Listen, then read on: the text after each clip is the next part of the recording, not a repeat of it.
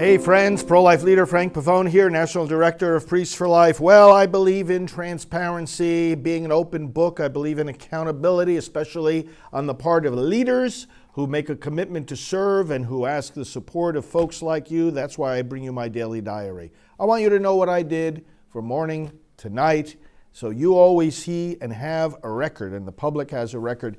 And I love doing what I'm doing. I know that you love being involved in this great movement as well. So what did I do from Thursday, November 16th to Sunday, the 19th of November, 2023?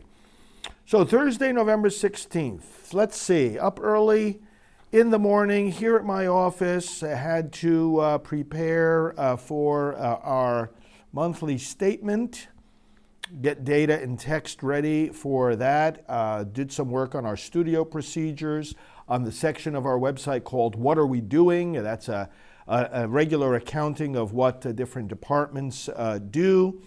Communication with Father David Begany, one of our priests on the team here. Communication with our media firm.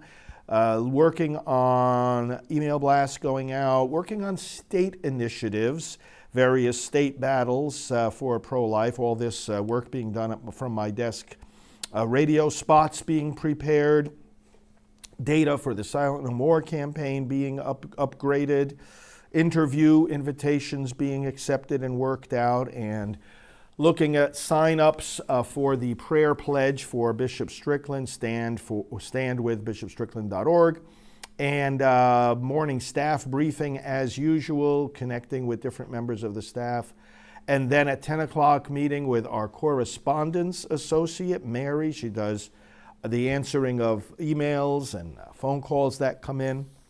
More work at my desk and with various staff up until noon, at which time I left in my car to drive down to Mar-a-Lago and went first to the hotel. While I was on the way, I was listening to some podcasts and then had a 1 o'clock call with a pro-life leader in Ohio, and we were assessing the situation there. Then I had a 2 o'clock call with Father David Begany and our Executive Director Janet, talking about Father David's work for us here at Priests for Life. We're glad to have him on the team.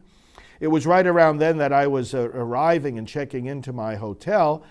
Got to the room, checked in a little bit with staff, and then at 3 o'clock for an hour was doing a live Zoom interview with, a Skype interview I should say, with Dr. Taylor Marshall. You might have seen my program with him.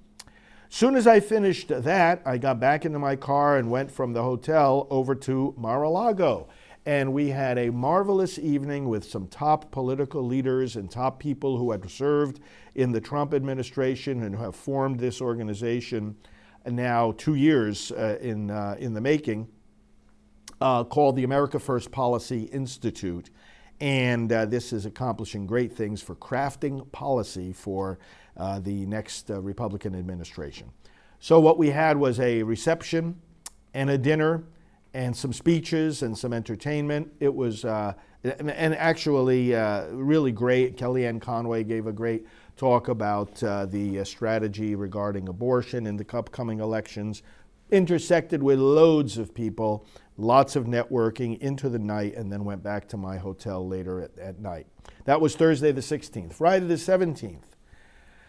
There at Mar-a-Lago, I had to start out with a couple of things on my emails, approval of some email blasts going out, set up for an interview later in the day, communication with our legal team about our FOIA, which is Freedom of Information Act request of the government, working on things for the end of the year, travel plans for upcoming trips, approval of appeal letters, and approval of a letter going out to foundations, asking support for Priests for Life. After this morning communication, went very early to a prayer breakfast over at a hotel near Mar-a-Lago where the America First Policy Institute was meeting.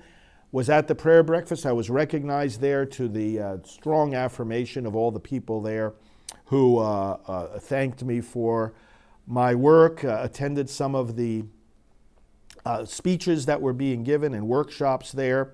Then at 10 a.m., had a meeting with my executive administrative team and our media firm, making plans for upcoming media engagements. When I was finished with that, I went back to networking with the people that were there, former ambassadors, former cabinet members, political leaders of all kinds. And we were having lots of good conversations about the upcoming elections. I sat in on more of the workshops that they were giving throughout the morning and into lunch, a good luncheon there. Alveda King, who's on our team, was there as well. We sat together for lunch, more speeches. And then mid-afternoon, I left the hotel, I left the hotel where the event was taking place, went back about 15 minutes to the hotel where I was staying, because then I had a 4 p.m. interview, taped interview with Pastor Jim Garlow, well-known and successful evangelical pastor, and Bishop Strickland. So the three of us had a great conversation for about an hour. He recorded it and for broadcast later on. We had a marvelous conversation. As soon as that interview was finished, I went back to Mar-a-Lago, and we had a beautiful evening gala, like 700 people there, and President Trump. So he came and spoke, and I was able to greet just so many people that we work with throughout the year and have worked with over past years. Ralph Reed was there, for example, and many other great people. So that was Friday the 17th. Back to my hotel late at night. Got a good night's sleep. Saturday morning, the 18th, I began by jumping into my car.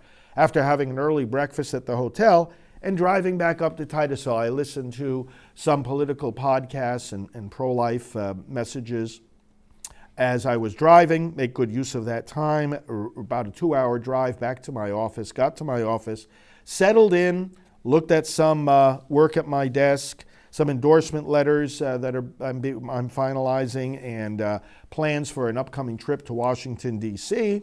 But then I had to jump here into the studio by 10 a.m. for our live scripture reflection broadcast, which I presume many of you follow each day. I did the live scripture, and then I did some more taping of some future programs. At 11:15, I got on the Zoom with our travel coordinator. He was working that day, and we went over some invitations for me and confirmed trips and getting details laid out. After that, I went to a nearby restaurant to get some lunch, and then the rest of the day doing quiet work here in the office, much of it to be done, planning future broadcasts, getting all kinds of material together for presentations and travels, and plans for the end of the year and the beginning of the new year. Went to bed early, actually, was pretty tired at night.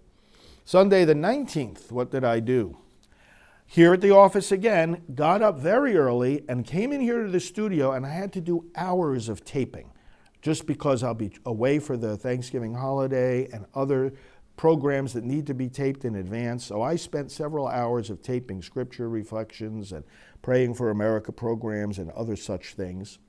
Came 10 o'clock, we went on live for the scripture broadcast, the Sunday scripture broadcast. And then I went back to my office and I wrote 3 different articles for publication in different places like Gateway Pundit, Newsmax.com, LifeNews.com. So I wrote those 3 articles, and then at 1:15 came back here in the studio and did a live Newsmax interview. And they wanted me to talk about the Bishop Strickland situation and the phenomenon in the Catholic Church of canceling conservative priests. Did that interview, then went for a late lunch over by a nearby restaurant. Came back, had to do more work at my desk all afternoon, letters of endorsement, what are we doing, section of our website, updating that. And of course, being the Lord's Day, some extra time of prayer and worship and rest for that. And then just went to bed early once again, but got a lot of things in order for the upcoming trips I'll be making and for the end of year planning. So that's what I did. Thursday the 16th to Sunday the 19th, pretty straightforward, pretty full of talking with folks like you and networking with many other great people. That's my daily diary for now. Thanks for following this. Talk to you soon.